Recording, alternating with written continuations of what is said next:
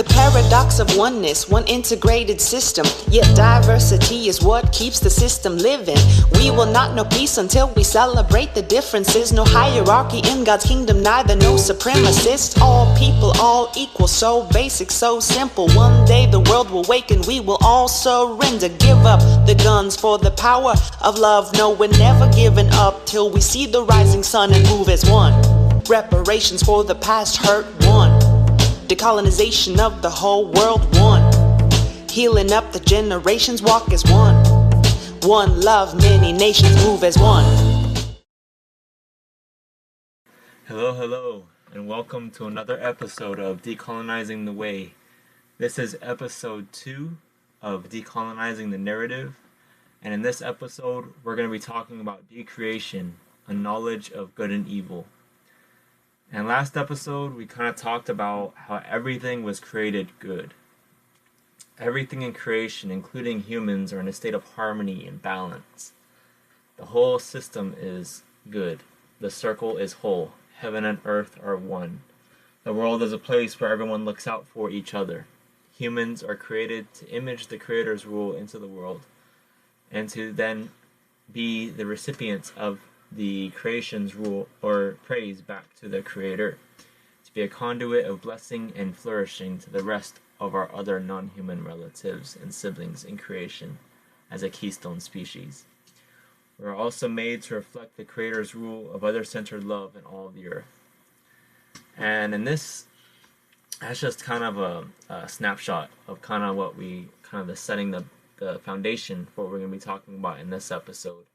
And I don't think it's going to be very long. I've been working really hard on this episode, it seems like, compared to my other episodes, because it's a pretty deep topic. And I've been trying my best, with Spirit leading me to kind of put in what needs to be put in and kind of come at it from more of a different standpoint. I grew up in a very, I wouldn't say necessarily hardcore fundamentalist growing up, but there was a degree of fundamentalism that I grew up with in the church. So I'm trying to deconstruct that while I go along. And I think going through these conversations and listening to different nations' stories, Indigenous peoples understand story very well.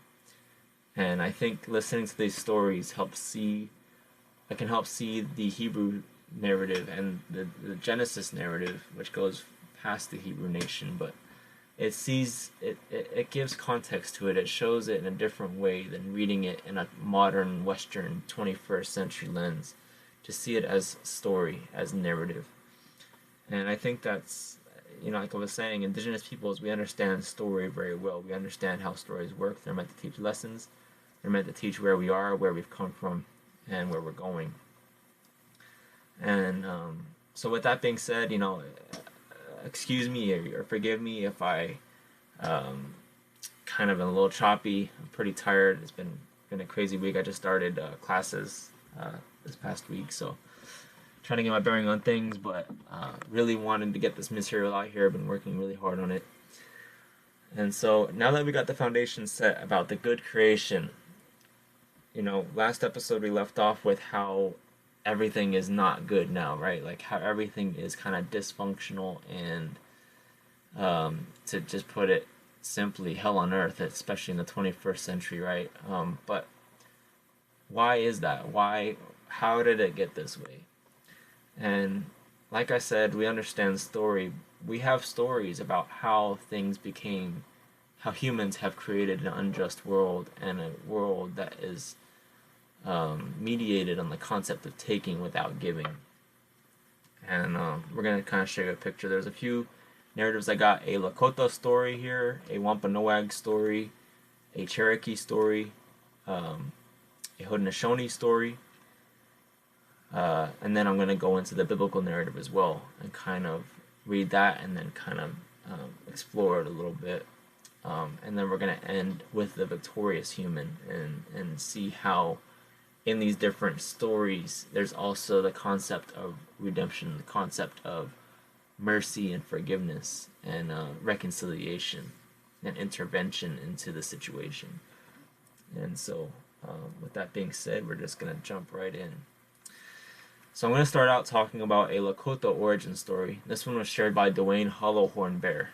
And since I live in Esquimalt territory in Beaufort, South Carolina, there are not many Lakota people here. So I try to find as many resources as I can that are going to be as authentic as possible, knowing that a lot of things that are online are not the most authentic. So really making sure that either I have a relationship with those people, or I know of these people, or I know people who know these people, and I know they're legit. So this one's put by Dwayne Hollowhorn Bear, and in this story, the Ia takes part of itself and starts forming a circular orb, which is then called Maka, which is the Lakota word meaning earth. There was total darkness at this time. Maka asks Ia what her purpose is for existing, and if there would be any other creations besides just Maka, or the land. Ia then takes part of itself and forms Impetui, the sun, and Heniwe, probably mispronouncing that, the moon, followed by Wichia Oyate, the stars, the galaxies, which makes up the universe. And Maka, the earth, asks for a covering to protect herself from the extremes of the hot, which is generated by the sun, and the cold, generated by the moon in the night. Ia takes counsel and promises to do so as long as Maka promises to birth and support life. Maka promises and life flourishes, but after a time of life flourishing, Hollowhorn Bear recounts, life starts becoming corrupt and twisted. Violence and destruction become the norm. Maka senses how corrupt life has become, and she realizes this is not how life is meant to be. She realizes that she must cleanse herself. Now you think of all the natural disasters. He talks about this in the video. This is a YouTube video that he shares this story. And he talks about all the natural disasters that we think of today, like earthquakes and floods and hurricanes and tornadoes. All of them happening all at once and in mass proportions. And this causes so much chaos. Maka is said to have shaken so much that the land masses actually split apart, becoming the continents. And then life goes on, but it is again said that life became very corrupt. Maka then invites the humans to take refuge inside of her body. Again, the cleansing happens, which leaves lakes, rivers, and other large bodies of waters that we know today. And at the end of this talk, I'm going to go back to a couple of these stories, and we'll see how they play out. So that was the Lakota origin story. Now I'm going to share a story by the Wampanoag, and this is called the story of Cheapy. This is recorded from a book called the Original Instructions Book by Meni Tunquat. And in this story, it's basically talking about how this guy, Cheapy, is warned that the creator was making many mistakes. And he's warned by one of the creator's helpers named Hobamoko. And this being warns him that the creator has made many mistakes, and because of that, there were evil, dark forces at work in the world, making it a dangerous place. Sheepy had never heard of such a story before. He thought like this: if creation is a good place and creator has not made any mistakes, then why did he make a spirit like Hobimoko who thinks it is full of evil and dangerous? He asks Hobomoko what he can do, and Hobomoko instructs him to collect all the power he can find and perform ceremonies to protect himself. As a result of this, the author recounts, Cheapy began to neglect his family and everything he was responsible for, spending his time instead trying to protect himself from the evil they thought was so present in the world. The people saw him at first and thought he was crazy, but after a while of being around him, they too began following his example and trying to protect themselves at the expense of their relatives. As a result of this, they began to get sick because of their worrying and their stress. As a result, they sought out Meshop, a spirit being, to seek healing. Meshop gathered all the people around him and told them this: someone told you that Creator has made mistakes and made bad things, but that is not true. Everything is working just as it should. The plants and animals are following their instructions and living in balance. Only some human beings who do not know their instructions and are causing trouble now. Creator allows all kinds of thinking, but if you follow Hobomoko's way of thinking, you will disturb the balance and harmony and make trouble for yourselves. People listened to Moshop and gained a new understanding by observing the rest of creation, allowing Creator to speak to them through meditation and ceremony. They began healing. Everyone except for Cheapy, who had invested so much of himself into the story of darkness and evil that he could not let it go. He felt betrayed by everyone else. He soon began to play bad tricks on the people to prove himself right. He soon packed up and left without anybody knowing where he went.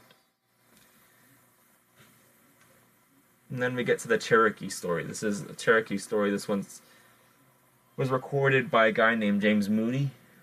He was an ethnographer, someone who records stories of different people groups. And he was the ethnographer for the Cherokee, and he actually, compiled a work called The Sacred Formulas of the Cherokees. And in this writing, he recounts how in the old days the beasts, the birds, the fish, the insects, and the plants could all talk, and they and all the people lived together in peace and friendship. So there's all harmony, right? But as time went on, the people increased so rapidly that their settlements spread over the whole earth, and the poor animals found themselves beginning to be cramped for room. This was bad enough, but to make it worse, human beings invented bows, knives, blowguns, spears, hooks, and began to slaughter the larger creatures, birds, and fishes for their bodies or their skins, while the smaller ones, such as frogs and worms, were crushed and trodden upon without thought, out of pure carelessness or contempt. So they resolved to consult upon measures for their common safety. In the next part, I'm just going to summarize, it down, because it's a pretty large account. So they basically, all these different creatures take counsel, and the bears are said to be the first to meet in council. So they're meeting in council, and they complain specifically regarding that humans were killing them indiscriminately and using their skin for decoration. They decide to wage war against humans. A bear sacrifices himself and his own body in order for his entrails to be used as a string for a bow. But upon pulling the string back, the claws of the bear caught the string, thus spoiling the shot, right? So the claws caught the entrails and the shot was no good. They decided to cut their claws, and this accomplished their purpose, but as a result, an elder of the bears suggested that they would starve without their claws. They need their claws. And so they decided not to use humanity's tools of warfare. The deer next held counsel and decided to inflict a hunter with rheumatism if they failed to ask pardon for taking one of their lives. A little deer would be the record keeper of such events. The fishes and reptiles held counsel next. They decided to make humans dream of snakes with rotting breath, and also dreams of eating raw or decaying fish. Purpose was so humans would lose their appetite for them, get sick and die. The birds, insects, and smaller creatures came together for the last council to be held.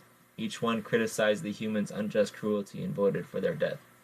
They all came up with punishments and diseases to inflict on the humans as a result of their cruelty towards them in various ways. Now, out of all the creatures, only the ground squirrel said anything good about humans. This made the other creatures so angry they tore him up with their claws, and this is why the ground squirrels have stripes on their back to this day. And Randy Woodley, a Katua descendant and a follower of the Messiah himself as well, in his book, it's an essay that was recorded in another book, but it's called The Early Dialogue in the Community of Creation. He describes the outcome of this story, and he says this. He says, the Katua account of the origins of disease and medicine begins with all of creation, including human beings living in harmony with one another and the Creator. They were all equal and everything was very good. The problem arises when humans overcrowded the rest of creation, disrupt the harmony, begin to overconsume, and become ungrateful. Ingratitude naturally follows greed. The humans believed they could have more resources than anyone else, causing there to be a great imbalance in the world. Christians would describe this greed as sin. Native peoples generally refer to it as broken harmony. The key assumption of the Katua tale is that when humans have broken harmony with creation, they have broken harmony with the Creator. Which leads to the Haudenosaunee maple syrup story. And this is recounted by Doug George Kenatio, who is an Akwesasne Mohawk elder. And he says this: at one time, long ago, the Creator came to realize that the long winters of this land meant the health and well-being of the people suffered. They would become physically ill and their spirits would be sad. Many months would pass since they had fresh food, and deep snows meant hunting was also difficult. Something had to be done. The Creator went to the people and said he would give them a special gift. the Creator would go to the maple trees and ask them to share their blood at a certain time so that people could come and be nourished and made happy by drinking directly from the tree. They would only have to insert sumac tubes beyond the outer bark of the tree, and pure syrup would flow. People did so and were made stronger in body and mind. The Creator was pleased with this, and then left the earth to attend to the other worlds. He was gone for a while. While he was away, he wondered about the human beings and how they did with the gift he had given to them. He decided to return to the earth and to the village where he had taught them to obtain syrup. When he arrived there, he saw that the long houses were empty of people. There were no hearth fires, no children playing, no dogs barking. He did see dog and human footprints in the snow, which went in a single direction towards a grove of maple trees. He followed the tracks and came about an amazing sight. There, lying down beneath the branches of the trees, were the people with the long sumac tubes extended from their maples to their mouths. So great was their desire for the pure maple syrup that they had given up all their normal duties, including the care of their homes and their own children. The Creator also noticed that the dogs were also using the tubes to drink the sweet water with their paws waving in the air. This was not good. The Creator awakened the people and brought them together. He said that since they had abused his gift, they would have to work to make the syrup. He told them that no longer would syrup flow directly from the trees, but they would have to use taps and then prepare to heat the sap over many hours and watch it very carefully until, with labor and care, it became maple syrup. They would also have to hold a ceremony of thanksgiving for the maples, by which they would not only ask for this gift, but express their gratitude directly to them. And again, that was by Doug George Canatio, Asne Mohawk Elder. And the common thread with all these stories from this land is that humans start forgetting their place in creation and their role, their creational role in maintaining balance, respect, and harmony. And you see them not only forget their place, you also see them forgetting their responsibilities. They forget their duties to care for their homes and their own children. It's a dehumanizing of humanity, you could say. And so, with that lens in mind, with the kind of blueprint we just kind of went over, I want to read from Genesis 3 and kind of see it within that same light. And so I'm just going to read the narrative and then we'll go back over the main parts, like the parts that stuck out to me. Maybe there's different parts that might stick out to you, but these are the parts that stuck out to me, and we can kind of talk about those parts and how to deconstruct them and how to decolonize them from the context that they're usually put in. I'm going to begin reading. The serpent was more crafty than any creature which Yahweh, the Almighty One, had made. He said to the woman, "Did God really say you are not to eat from any tree in the garden?" The woman answered the serpent, "We may eat from the tree of the fruits of the garden, but about the fruit of the tree in the middle of the garden, God has said, you are neither to eat from it nor touch it, or you will die." The serpent said to the woman, "It is not true that you will surely die, because the Creator knows that on the day you eat from it, your eyes will be opened, and you will be like God, knowing good and evil." When the woman saw that the tree was good for food, that it had a pleasing appearance, and that the tree was desirable for making one wise, she took some of its fruit and ate. She also gave some to her husband who was with her, and he ate. The eyes of both of them were then opened, and they realized that they were naked. So they sewed fig leaves together to make themselves loincloths. They heard the voice of Yahweh walking in the garden at the time of the evening breeze. So they hid themselves from the presence of Yahweh among the trees in the garden. Yahweh, the Almighty One, called to the human, "Where are you?" He answered, "I heard your voice in the garden, and I was afraid because I was naked, so I hid myself." He said, "Who told you that you were naked? Have you eaten from the tree which I instructed you not to eat from?" The human replied, "The woman you gave to be with me, she gave me of the fruit of the tree, and I ate." Yahweh said to the woman, "What is this you have done?" The woman answered, "The serpent tricked me, so I ate." Yahweh said to the serpent, "Because you have done this, you are cursed more than all livestock and creatures. You will crawl on your belly and eat dust as long as you live. I will put animosity between you and the woman, and between your descendant and her descendant. He will bruise your head, and you will bruise his heel." To the woman he said, "I will greatly increase your pain in childbirth. You will bring forward children in pain. Your desire desire will be towards your husband, but he will rule over you. To the man he said, because you have listened to the woman and eaten from the tree about which I gave you the order, you are not to eat from it. The ground is cursed on your account. You will work hard to eat from it as long as you live. It will produce thorns and thistles for you, and you will eat field plants. You will eat bread by the sweat of your forehead till you return to the land. For you were taken out of it. You are earth, and you will return to the earth.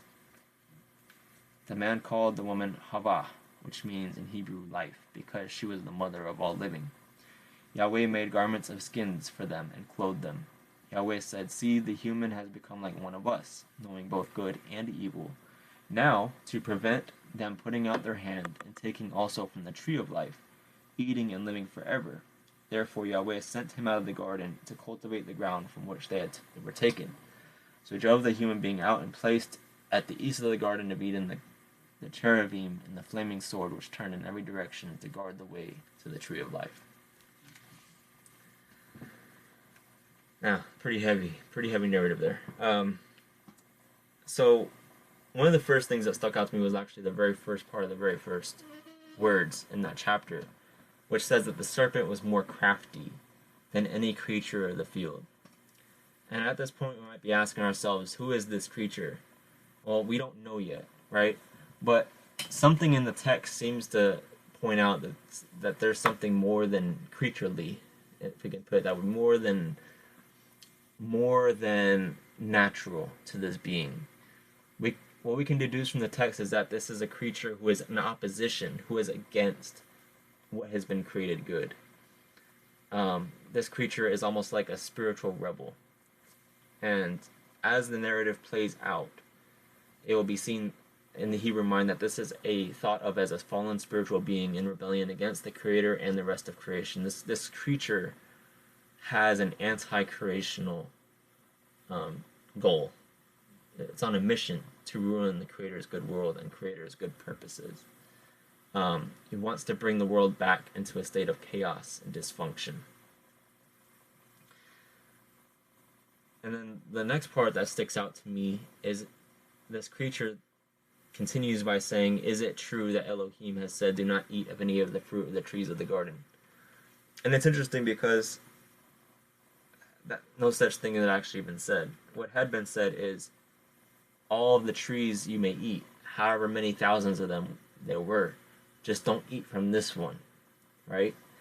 But the question that is implied to them implies doubt to truly how good is the one Creator who is somehow keeping something from you, right? Why is anything being kept from you? So it's implying like you're good, everything is good. Why would anything good be kept from you, right?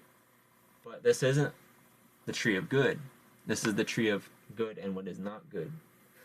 It's almost like a parent restricting their child from going out in the middle of the road because of traffic. The child would be like, well, why are you restricting me? You know, I can figure out what's right and good on my own. But at this point, they're not mature enough, right? They're not mature enough. They're new to the world. They aren't even they're aware that there's maybe a spiritual world, but they're not aware of just how deep it goes, right? So it's like a parent or a community trying to keep, you know, there's these laws that keep you from doing something that will ultimately be against your own benefit. But the question itself, do not eat of the, has God said, do not eat any of the tree of the garden, it implies doubt. And it's very much trying to imply testing. And then verses 3 through 5 really stuck out to me. Isn't it true? It isn't true that you will die. Yahweh says you will die, but you won't, right? For Yahweh knows that on the day you eat from it, you will be like the Almighty, and your eyes will be opened, knowing good and evil. You will be like the Creator. You will know both good and evil. You can rise from your position. Your image bearers, you're reflecting Creator, but you can be even above that. You can be the definers of good and evil. And basically the paraphrase of it is, the one who has always existed says you're going to die by eating of this, by making this choice, but you won't. In fact, just the opposite. This being knows that when you eat of it, you will know both good and evil and you'll be enlightened. It's in your own best interest to listen to me. And at this point, the choice faced by humans is to allow the Creator who made everything good and who operate in that state of goodness to be the one who defines good and bad, or the choice is to whether to redefine good and not good with their own wisdom and according to their own terms. And we know what the world looks like because of that, right? When humans define what is good and evil on their own terms, according to their own wisdom. But the underlying message, just like in the Wampanoag story of Sheepy, is that the Creator has made mistakes and bad things. He is holding out on you. You have to protect yourself. That's the underlying message. And this creature's real objective, like I said before, it has to be reinstated because the Western mindset of the story has gotten so ingrained in our minds. But the real objective of this creature is to bring the world back into a state of chaos and dysfunction, resulting ultimately in death for everything that was created good. And as a result, they do, of course the story goes on and many of us know, they do eat from this tree, and as a result the eyes of both of them were opened and they knew and experienced their nakedness. That concept of knowing is this, I think that's the same word that's used of when the man knew the female. Is the concept of sexual union or experiencing each other. So when it says they know, it's not just intellectually knowing. They experienced, they knew their nakedness, they experienced it. They hadn't experienced that before. So as a result, they took fig leaves and covered themselves with them. And we could see it really wasn't in their best interest to know, or to know and experience both that which is good and that which is not. And as a result, humans just distrust and try to hide from one another. This is seen throughout the story. They sew fig leaves together and they're separated from each other, where before they were looking up for each other's benefit and for the benefit of all creation. Now they're isolating themselves from each other. There's brokenness and separation. Now, before I go into the divine judgments on the male and the female and then the snake, I feel like it's really important to talk about the differences between the Hebrew and Western thinking of this story. Where Western interpreters have usually interpreted this narrative with how all humans are now cursed and evil and somehow broken, which I think if we are honest with ourselves, I guess the Western mindset has totally focused on this at the exclusion of the goodness, right? It's like there is nothing good.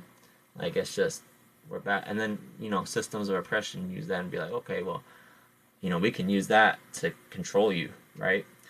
But the Hebrews saw it a little differently. The Hebrews saw this, and many Eastern cultures still see this as a decreation narrative, like we kind of repeated before. It's like going back instead of going forward. It's more about how now there is a struggle between good and evil, where before there was only good, now there is both the principle of good and evil, and how selfishness usually gains the upper hand in our world, and especially in the human heart, as evidenced by human history. They saw the penalties given to humans and the snake as both a natural consequence of their choices and at the same time a divine punishment. They are seen in the Hebrew mind as one and the same. This is in complete opposition to the more dualistic picture inherent in the West, which is God punishing poor little humans for one little slip-up that he knew was going to happen all the time. It's more of a concept of God wanting humans to do right, like putting everything on their side to make the right choice and them still making that decision. And it also goes to something to say about the Creator, that the Creator would give human beings and other creatures the agency to actually be free, not just to have the illusion of freedom, but to actually go against the Creator's purpose. I mean, imagine that you create a world that is good and you know how the world is, and you give this creature the ability to go against your purposes, and you're still committed to it regardless of that, because love necessitates freedom, and freedom is risky, as a favorite theologian of mine, Ty Gibson, talks about. Love necessitates freedom, which then necessitates risk, right? If you love someone, you give them the freedom to love you, but there's also the freedom not to love you, and that is risky because they can freely choose not to love you. But the goal is, of course, that other-centered love. So, like I said, I'm gonna kind of illustrate this. It's a kind of a hard subject, but I think it can be dished out and maybe understood a little bit better. I'm not saying it's foolproof, but I think it'll be helpful to deconstructing a little bit. There's a illustration that's used in a book by Joshua Butler. It's a book that he wrote called The Pursuing God. And in this book, he gives an example of a fish who jumps out of the water onto a dock, like a fishing dock. And this fish is flopping on the dock, dying because he doesn't have any water to live in. They're meant for the water, right? But so that fish is made to live in the water, not on the land. The question is posed to us. So this is the question I pose to you guys. Is the fish experiencing the natural consequences of his or her decision, or is someone punishing the fish? Well, of course, we would say, well, he's suffering the natural consequence of their decision. But in the Hebrew mind and the Eastern mind, it's both. It's both a natural consequence. They're experiencing the natural consequence of their decision, and it's also a punishment. How do you say it? Here's how. It is a punishment because the Creator has given the fish the freedom and space to reject its created purpose. Because it has chosen to violate its created purpose and gone anti-creational, anti-life, the fish is experiencing the punishment, the natural punishment, you could say, for violating the order or natural law put in place by the Creator. And like I said, this is hard for Westerners surrounded by dualistic ways of thinking to get, but I think the analogy of the fish story, I think helps. And I challenge us to read Genesis 3 from that place instead of the original sin worldview, which is kind of come down to us from medieval Western thought. And so you see in verses 8 through 11 that Yahweh comes into the creation's temple space looking for the humans. The humans hide themselves. The question is asked of them, who told you you were naked? Did you eat from the tree I instructed you not to eat from? The male responds by saying that the woman is to blame because she gave the fruit to him. The female responds by saying that the snake is to blame because he tricked her. And then, so they're where before, they were claiming to reach this enlightened state. Now this quote-unquote enlightened state entails them turning on each other and turning on the snake and turning on the Creator himself who made all of creation good.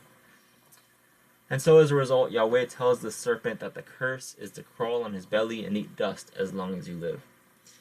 And this is really familiar. We kind of talked about that Cherokee story of the squirrel, and a lot of times we see these as like an arbitrary punishment. But in a lot of our indigenous stories, it was like, for example, the squirrel in the Cherokee story getting the stripes on his back, it wasn't an arbitrary punishment. It was a result of something that happened in the past. It wasn't. It's or maybe it's both. It's kind of, I don't know, but a Cherokee person would have to answer that. But it's kind of interesting how we read it from an indigenous lens and things just start popping out, because the Bible, by all scholarly accounts, is not a Western book. I mean, that's fact. There's no disputing that. It's been made into a Western book. Hence why this discussion and why this podcast is here to deconstruct it, which is easier said than done given the over 1,000 years of distorting it. But with Creator, all things are possible. So the account of the squirrel getting the stripes on his back is very similar. You can see it almost as like a parallel with the serpent crawling on his belly and eating as long as you live. Because now we see the serpent that way. We see the serpent on the belly. We don't know a serpent-like creature that has arms and stuff. All we know is serpents that actually crawl, right? So this is almost like a narrative that is showing that's how the serpent became the way we know now. Verse 16, Yahweh tells the woman the consequences of her decisions. Her pain will be increased in childbirth, and where a female is given the distinctive role in the narrative as the life giver, patterning the ultimate life giver, the Creator tells her that the males throughout history will try to rule over them. And so that's also a different way of looking at the text, but I believe the text can be documented as showing that, especially when you get further along the story. And then you get to verse 17 and the male given his consequences. So it's not just the woman, right? And it's told that the ground is arar. I don't know if I'm pronouncing that right. I'm not fluent in Hebrew. But the word literally means restricted in translated in English. The ground is restricted. It doesn't have the full potential that she had before. It's less fruitful. You have to work harder to get anything from her. Kind of like the story of the maple trees we were reading in the Haudenosaunee story. Before, it was just like, all right, put a tap in, get underneath it, and that maple syrup, life will come to you, right? And it's freely given, and it's just there, fill up. Now you're gonna have to work really hard for it, just like that maple syrup. You have to boil it for hours, and then you have to refine it. You have to get that water out, days-long process just to get a little bit. But before, it was like abundant and more than easy. Now you have to really work just to get something. And thorns and thistles will now be prevalent, and you will have to eat field plants. Ultimately, you will return for the earth for what you were taken from her. And so there's this concept of, this is how it was, this is now how it is. This is how I created things to be. Now this is a result of your choices. But even though the result of the choices is to bring everything back again, as we'll see. So, verse 22, ending out with this narrative, at least for Genesis 3, talks about the Creator protecting His creation. It says they become like one of us. Now, to prevent them from eating of the tree of life and living forever in this state, we're going to exile them. Because if you think about it, if you don't exile it, you see the man-made hell we got going on in the world now, right? Can you imagine this existing forever? People, I don't even know what that looks like, but just people hurting each other, people, the ones who are causing the injustice to eat from the tree, and maybe what would happen is they restrict from the tree from being accessed by others, and killing other people, and being able to live forever in this state. I mean, pure hell, right? We talk about chaos and death and hell. This is like, the Creator doesn't want that to be. The Creator doesn't want evil to be continuous for all time, right? So in an act of mercy, the Creator protects His creation from living in a self-created hell for all time by removing humans from the tree and space where eternal life promoted by selfishness would be the norm. And in most Western circles, this is usually seen as the end of the narrative of quote unquote the fall, or where things have gone wrong. But it actually continues all the way to Genesis 11. So in Genesis 4, following this narrative, they give birth to two sons. One is Habel, one is Cain. And they bring two offerings, and Cain's is not accepted. Cain gets jealous. Yahweh warns him that evil is at the door. Sin is at the door, and it wants you. Cain ends up murdering his own brother, Habel. And as a result, Yahweh finds out. It says his blood is calling to me from the land. And Cain is exiled, having to wander the land. But in an act of mercy, he's also getting protection. It's crazy how merciful you see mercy all throughout the narrative. But this same human, Cain, becomes the ancestor of Lamech. And Lamech is actually a man who boasts of murdering a man, boasts of it, and is determined to evade the consequences of his decisions. He says, if Cain will be avenged sevenfold, then Lamech 70 times sevenfold. It's almost like just totally defiant and boasting. And as you see in Genesis, as we'll get to in Genesis 11, humanity reaches that state. It's like just boasting and it's a dehumanizing of humanity.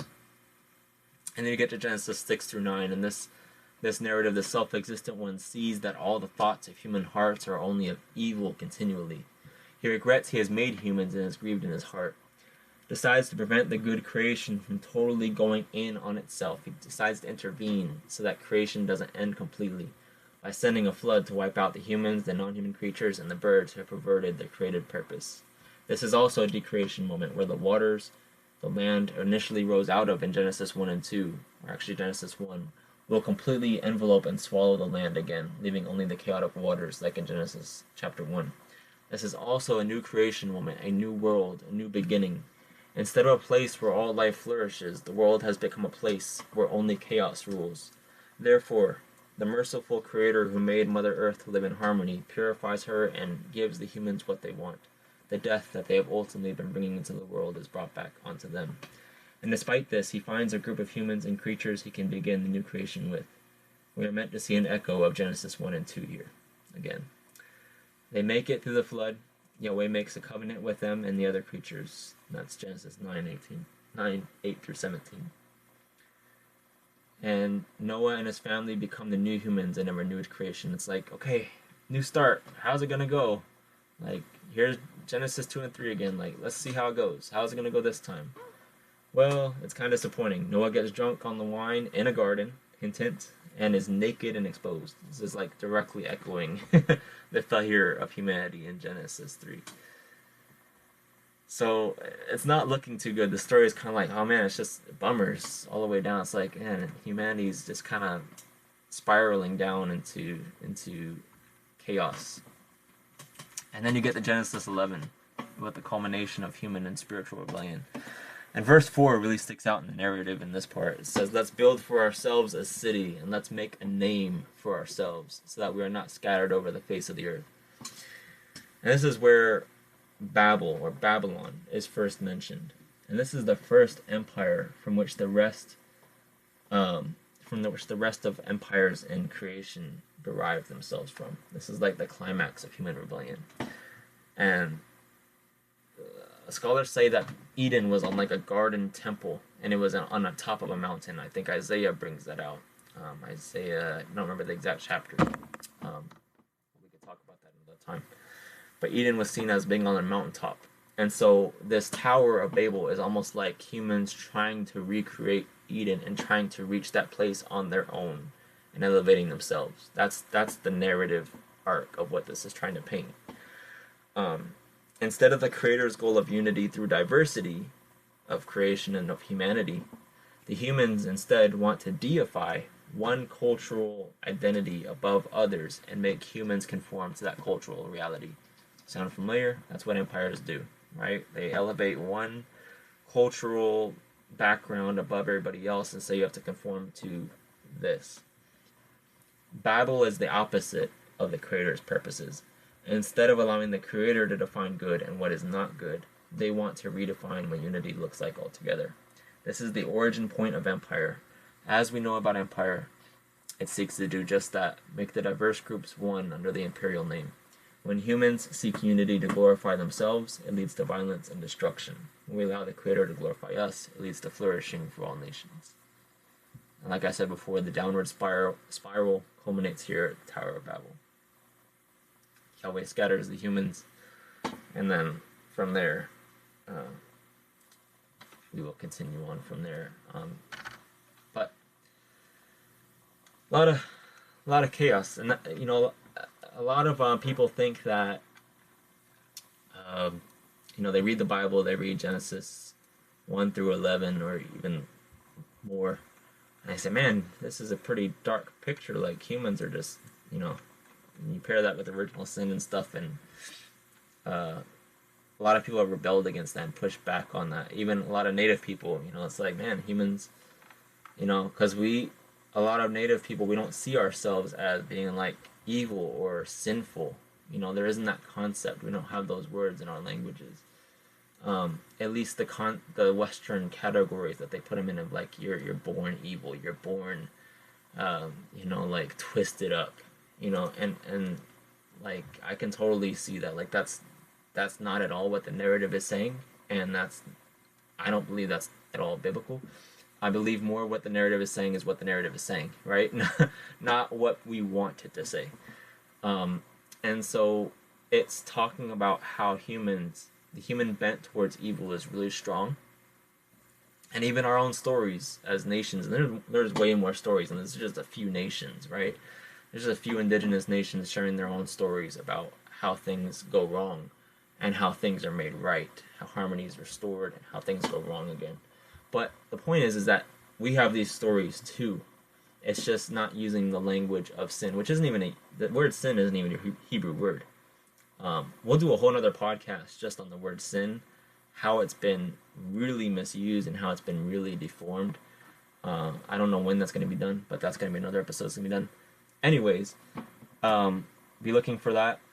But the point is that a lot of our indigenous stories have this concept of of harmony and disharmony, and when everything was good, and how things become not so good, and things get out of in a chaotic state.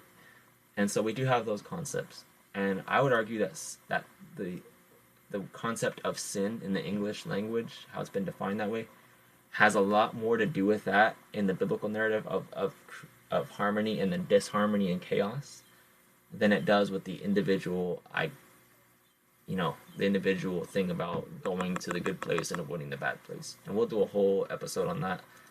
It'll probably be a little ways down because it's going to require a lot of homework, a lot of studying.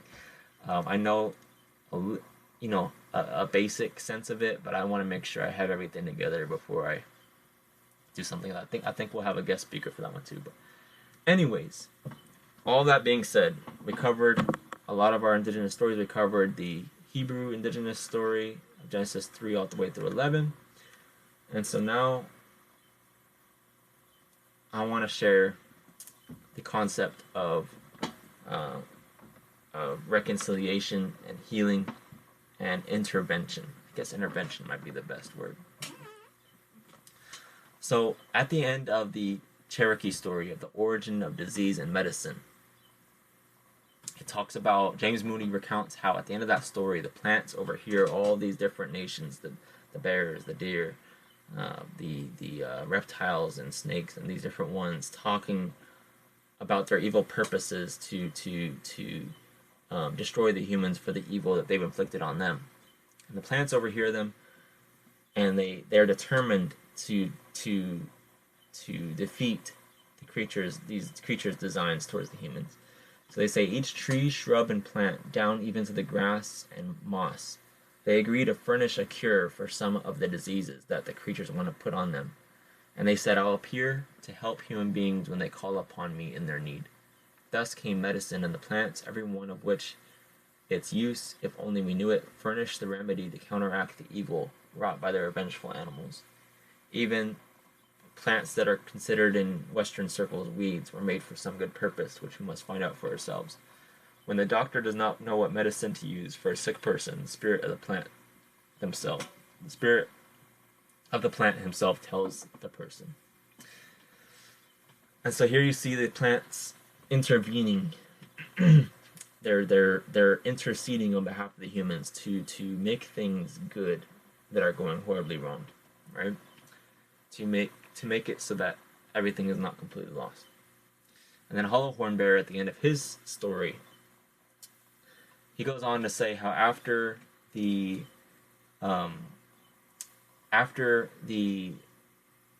flooding of the world again, and after the purifying of the world, people again miss their creational intent. They become greedy, and they're taking more than they need without giving proper respect. And the four-legged and the winged cut off communication with the humans at this point. They recounted how it was because of humans that the world had to be cleansed 2 times. They went on saying that it might be better if humans were gotten rid of completely. So they endeavored to kill the humans through disease and different means, kind of like the Cherokee story. The plant life spoke up underneath them and said that it is not up to them to decide.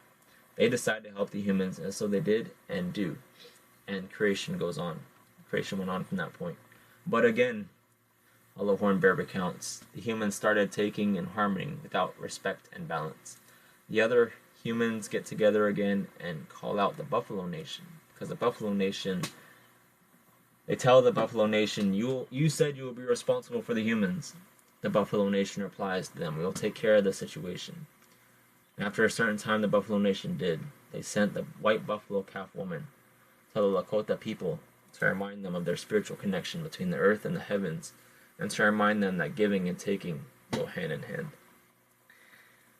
And now that I mentions the white buffalo calf woman, I have to kind of go into that story a little bit, because you see the concept. These two male humans. The white buffalo calf is said to have approached them. She's coming towards them, and one of them, they're talking to each other, and they say, "Man, this must be a really spiritual woman. She's a really beautiful woman." Comes as a really beautiful woman, and this one man has really what's the word? Lustful thoughts towards this being. like wants to have relations with her, wants to have is lusting after her body. And the woman calls for that man to come near her. And so he goes and approaches her. There's a cloud that envelopes both of them. All of a sudden the cloud is gone, the woman's standing there, and at her feet is the bones of the man that looked at her in that way. And then she instructs that other man. He says, go back to your people and tell them I'm coming. So he does. But in that narrative, you see a contrast between the two humans there. One is deciding to take and looking at this woman without respect, without dignity, without other-centeredness, just wanting what he wants. And there's this other male that is looking at her as a sacred and being that she is, and goes back with that in mind. So I don't want to take too much more time. There's another story I could share, but since we're already at 50 minutes, I don't want to push it too more. I'm just going to end with this. This is the one I want to end on. Genesis 3:15, going back to Genesis narrative. In the story itself, where human beings and creation has gone wrong from the creational intent of everything being good, the Creator pronounces this promise: I will put a separation between your descendant and her descendant, speaking to the snake here. He will bruise your head, and you will bruise his heel. This is basically the first prophecy that's saying there will come one who will be a descendant of these humans, but will be also at the same time, just like these other stories. There's the white buffalo calf woman, the buffalo nation. This isn't a human nation. This is another nation that comes and intervenes to bring humans back to wholeness again. And also you see the same with the Cherokees. The plants intervene on behalf of the humans. Well, there's going to be a human that is also not human, who is going to intervene, who is the Creator himself, who will overcome the evil that the humans have brought into the Creator's good world. There will be one who make everything right, who will overcome the evil power and what is done to the goodness of creation. One who will restore harmony and make everything good again. One who will bruise the head of the serpent, overcoming. In the process, however, we are told that his heel will be bruised. This human will be wounded and bruised in the process. But through this wound will come healing for all of creation. And I do want to end with one more story, because even though this podcast is going on long, I've given you guys a lot of information. I feel like this story is just too good not to pass up. This is a story that is told by Philip Whiteman. It's a Cheyenne story, and they have him and his woman. Oh man, it's slipping my mind right now. Lynette Tubles. They have a YouTube series called Yellowbird, and they do a lot of work in the Northern Cheyenne community. But he shared this story, and I think I know it's relevant to this conversation.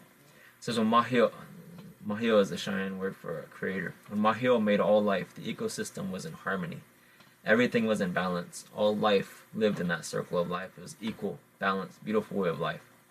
Well, one day, the brown bat looked around and noticed how everything was in harmony, balance. Everyone was helping each other and living as one with each other. While the brown bat went back into the cave and tried to get some rest, tried to get some sleep, he was bothered. So he gets up, looks around, thinking, I wonder how I can get all these guys to quiet down so I can actually sleep. He looks around at the eagle and the hawk and the birds and the four-legged and the deer, the elk and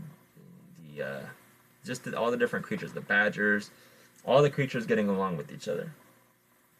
So finally he goes to the ones with the wings. He goes to this group with the wings. He tells them, those guys over there with the fur, they have fur on them. They're talking about you all. I've listened to them. I thought you should come over and tell you guys that they're talking about you. And pretty soon, the bat went over to the hawk and, or not the hawk, but the bison and the elk and the deer, and they pointed back to the birds. And they say, you see those ones over there with the wings? I just came from over there, and they're talking about you all. Pretty soon, all those furry four-legged creatures are looking over there, and the other ones are looking back over there. And pretty soon, he goes over to the badgers and the coyotes and all these different raccoons and the wolves, and tell them the same words. Those furry ones over there, they're talking about you, and those ones with the wings are talking about the furry ones. And while they're all talking about each other, they're all talking about you guys also. Well, pretty soon, all these different creatures are looking at each other, and they're talking about each other. They're turning on each other. And he recounts how they used to live together in harmony and balance. There was trust, there was wholeness. Now this bat, he's watching everyone. He's wrecked that relationship. They're not getting along anymore. They're talking about each other. They're not even trusting each other, and that ecosystem starts disintegrating. Well, this makes the bat really happy. Makes him feel good. He sees them all hating on each other, and pretty soon, this brown bat said, "Hey, you guys better get along. I know there is one way we can find out how we're going to get along. There's one way we can do it. I see how you guys fighting each other. I have fur like these ones. They can trust me because I have fur. These ones have wings. I have wings too, so they can trust me. And these guys over here, they're low to the ground, the coyote and these different ones, the raccoon, so they can trust me. I have special gifts. I can even hang upside down, and I can sleep and watch over you all in the night." They all looked at him. He said to them, "There's one thing you can do. You all are fighting each other. Let's see who is the toughest and strongest of you all." And so they all arranged themselves in a circle, one at a time. They all challenged each other. "You were talking about me. You were doing this. You were doing that." Well, they get into a fight. The winner would stand up, and the loser would kind of lie down and submit. Then another one would come into the circle and face that winner that's still standing. And all day long, they're all beating each other up, saying who could be the strongest, the most powerful one. Well, they all get happy when one would get beaten. So finally, last one was the coyote. He had out-tricked everybody and defeated them. So he goes up to the brown bat. He wanted to be ordained as the most powerful one. And so the brown bat, he tells them, he shook his head and said, "No, you guys left out those ones over there." He points over there and says, those two-legged, those humans. I heard them. They're gonna eat you guys. I heard them talking like that. You need to include them in the circle. You need to see if they have any power or strength as well. And so finally, they make those two-legged, all colors of them. I found this on the web. There's all these humans, and there's different colors human. There's different people of humans, and they start fighting each other. And one grown man is left. He's the toughest. And then there's one woman. And this woman comes to confront him. They fight. And pretty soon that big old guy, he's beaten up and crying. The woman made him cry. So that left the woman and the coyote. They're going to fight each other. Everybody, the bat instructs everybody, like, back up, form a circle. We're going to see this is the final two. We're going to see who's the strongest of them. So the woman steps into the circle. And the coyote, he's standing there, he looks at the woman. Pretty soon, this coyote, after looking at her for a while, he lays down and he submits. And the brown bat says to him, "What's wrong with you? Why are you're the toughest and the strongest of all these different ones? Why are you submitting? Why didn't you even try? She didn't even beat you." And the coyote says to him, "Everything I thought, she's already thinking. Whatever I'm thinking, she's already thought. There's no way I can beat her." And so then the brown bat says to her, "You're the most powerful one, but you won't beat me. I have fur, I have wings, I can stay up all night. I can see, I made all you guys, I'm so powerful, I made all you guys fight each other. That's how powerful I am." And the woman, she's standing up, she's looking at everyone, she's looking around. She sees all the two-legged, they're all beat up. She sees the four-legged, the winged, they're all beat up. They've all been fighting each other. And the woman, she starts crying. She starts having compassion because of what's happened. Then she looks to the west and she asks and summons the thunder to come. She commands them to come and chase the brown bat back into that cave. That woman, she took pity on the four-legged, the winged, and the two-legged. She had love. And it said that that brown bat was chased back into that cave, and the only time they come out is during the night. They don't come out during thunder or lightning. That thunder and lightning, they keep an eye on them. And I guess the moral of that story is to have, as they were talking about, as Philip and Lynette were talking about in that story, as love, and that woman comes and she takes pity, she has compassion on creation, and she intervenes to send that dark power, that bat represented by that bat, away. Sends him away and makes everything good again. And so that's the Creator's purpose for the world. The humans have, Genesis 3 and onwards, humans have created a lot of chaos. Humans have created systems of injustice towards humans and the rest of creation. Elevated some humans over others, and all these different systems of injustice. And the Creator says, I'm intervening. I'm going to make everything right. And a lot of our stories talk about this, but they use different imagery to be able to do it. And that's the decreation. That's Genesis 3 through 11. So I hope this was a really blessing to you. It's a deep one. I couldn't really figure out how to make it any simpler than just to kind of expound and kind of make it as simple as possible. But I hope it was simple. I hope it wasn't too much information, too fast over your heads. I hope it all kind of went together. It did for me. Hopefully it does for you. The next segment of this we're going to talk about as how the Creator focuses on one family, focuses on one segment of the human family to be able to bless all humans and all of creation by implication. And so we'll get to that episode in the future.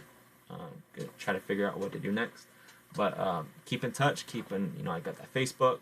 We got all of our podcasts on YouTube, which you might be listening to here. SoundCloud. We have an Instagram account.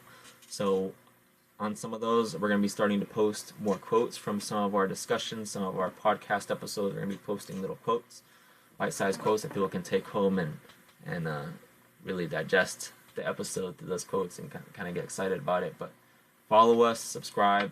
All of that helps us get the word out and helps decolonize the way.